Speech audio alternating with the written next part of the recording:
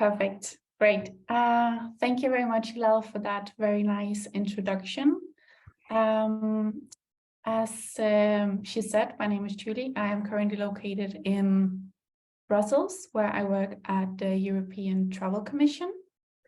Yes, I have a master's in sustainable tourism, and I did, as you kindly put out, an exchange in the fall of 2021. And it happened so that I liked it so much. So I chose to come back and do the fieldwork and thesis writing for the study. Right. See here.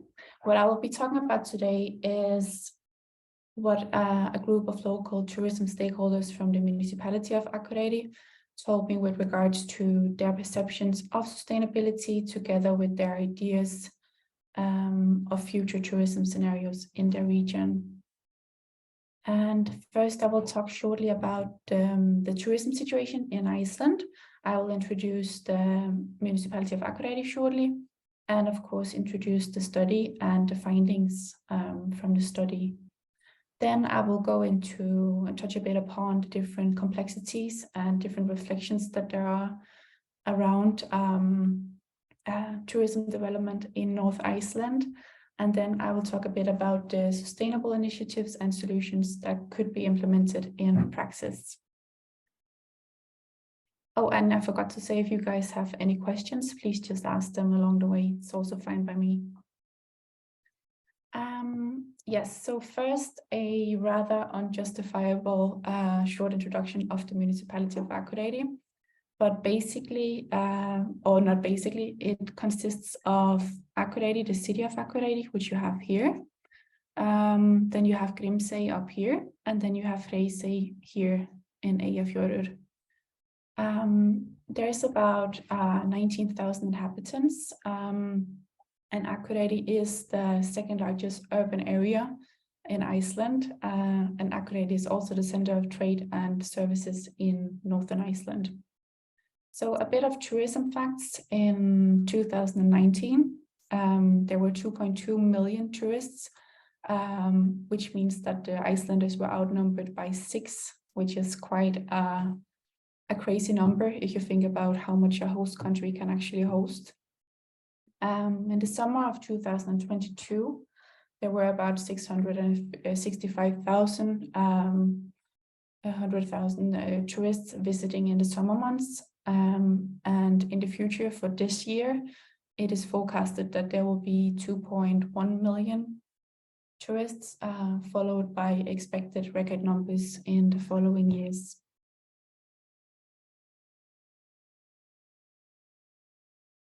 So yeah, the different tourism actors that were interviewed, they came from the hospitality industry, the local skiing resort, the local DMO. And for those who don't know what a DMO is, it's a destination marketing organization. I also spoke with people from the regional DMO. I spoke with tourism professionals from Hreysey and Grímsey, and I spoke with people from the cruise tourism industry, a local car rental company, and then because Iceland, I also spoke with people from the swimming pool community. And basically what they were asked was what were their perceptions of sustainable tourism, and how did they see tourism develop in the near future in their area. So yes, I've tried to shorten it down as best possible, but when you work with qualitative data, it's very difficult to narrow your many pages of data down. So what we have here on the screen is the 3 strongest voices that came through when we talked about the understandings of the sustainable tourism concept. And the first strong voice was very much this, that there is a lack of direction and where we're going, but now is also a good time to restart the sustainability journey, because the time of the study was a time of a 3rd lockdown of COVID. In Iceland, it was also a beginning of Russian invasion of Ukraine, and thereby a inflation started as well, which is still very much going on. So it was a time of very a lot of uncertainties for many people, and especially also for the tourism industry in Iceland. And for those who don't know, tourism is Iceland's biggest export, and it's an industry that the country very much heavily relies on. So yeah, for this first strong voice, it was very much this acknowledgement of the current state of sustainability, that things could actually be done better in the future. But it was also an acknowledgement of what are we actually going to do, because how can we actually be sustainable?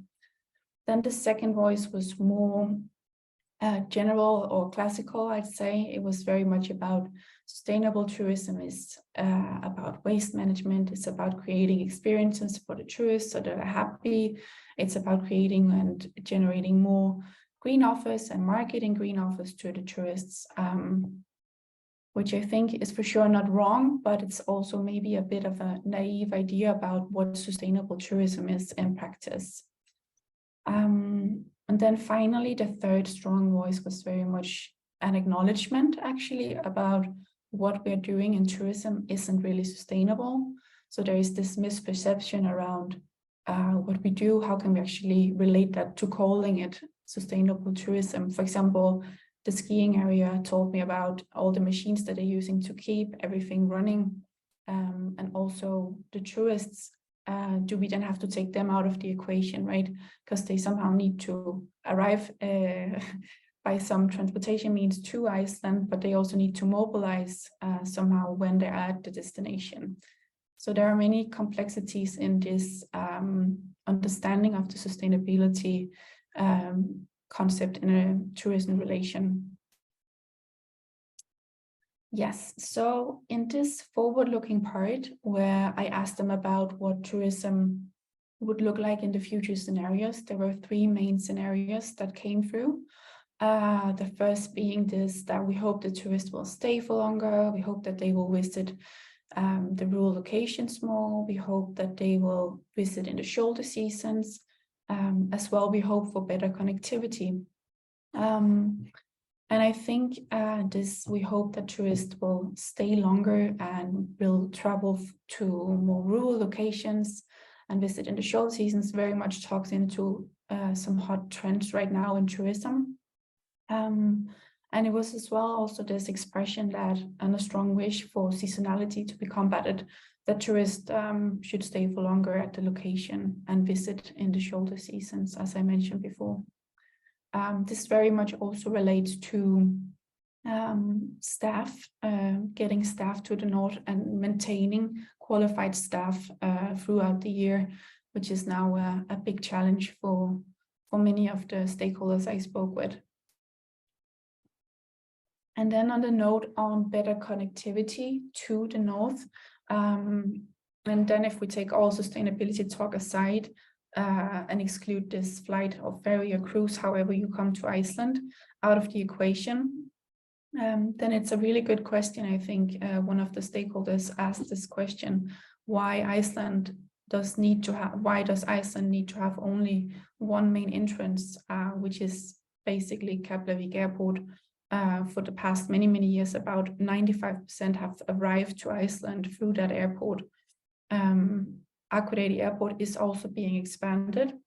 There is both the Icelandic Air flying throughout the week now to multiple locations. And then there are also a lot of other international operators that are now focusing more on the north, which is an interesting trend, I think, for tourism in northern Iceland.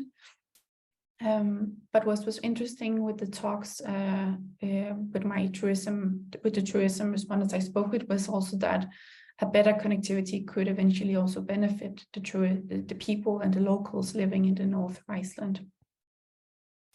So for the second scenario, my respondents talk very much about that they want to avoid this over-touristic state as you have seen in Reykjavik, and we don't want a golden circle over tourism situation. That was very much like, we don't want that. Whether it's actually like that in practice is very much up to discussion. It depends who you ask. There are for sure different opinions on this in academia. So it's not always the picture that the media is painting as that is the correct one. And then as well, for the second scenario, there was also this complaint that there is a need for more assistance to market the North. So there is a need for more attention from the South towards the North, with the argument that that could potentially benefit the whole country at the end.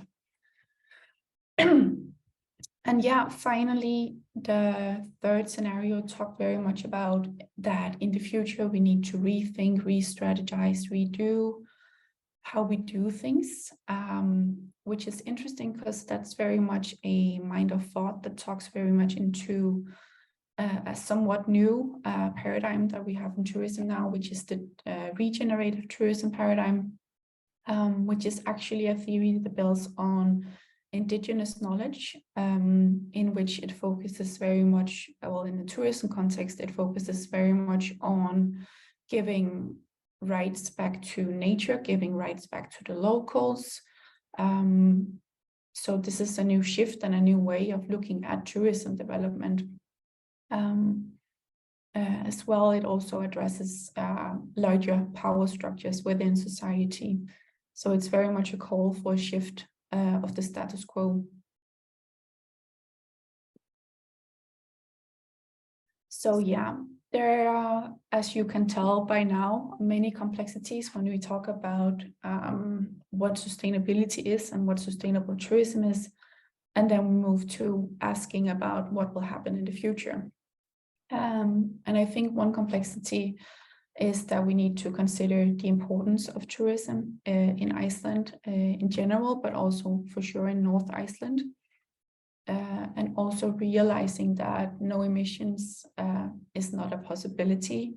There will always be emissions, but there are definitely, as the previous presenter also said, there are definitely solutions to doing things better than they are done today. As to this whole North versus South setup, how the municipality of Akureyri and North Iceland can get more attention from the South. There is for sure there is for sure space for more conversation on this both ways. But what the North have started doing now was also to look towards international partners. At least that was ongoing when I was there, which is then a different shift in how they would prefer things actually were. So we will see where that takes them. Then I had some of the respondents that talked very proudly, if I can say, about waste sorting and planting trees, and especially planting trees as a compensation for the tourists' presence at the locations. But also, I think it's very important to be honest here about that planting trees is not going to save the world. So yeah, there are these big gaps in between ideals versus what is actually carried out in practice. And then finally, I think the most important case, which came through the scenarios, were that there is a need to follow a sustainable path, or we should follow the sustainable path, but who is actually going to manage and who is going to lead the way in this development? That was a question that was raised many times from the respondents. So yeah, unfortunately, we cannot yet take the tourists out of the and their transportation needs out of the equation in the case of tourism in Iceland. But my solution or suggestion, at least, to the municipality of Akureyri at the end of the study was to, as I just said before, focus and talk a lot about management, who is going to manage this development and who will lead the way on towards sustainable development. And as well, my suggestion was also to start the conversation with the South about to look north and realize that potentially tourism spread out all over Iceland could eventually benefit the whole country. Another point on this was also that finally that there is for sure an assignment that needs more attention, and that is how North Iceland can become better in explaining what the tourists can do to behave more sustainably, and also what are the sustainable offers on site.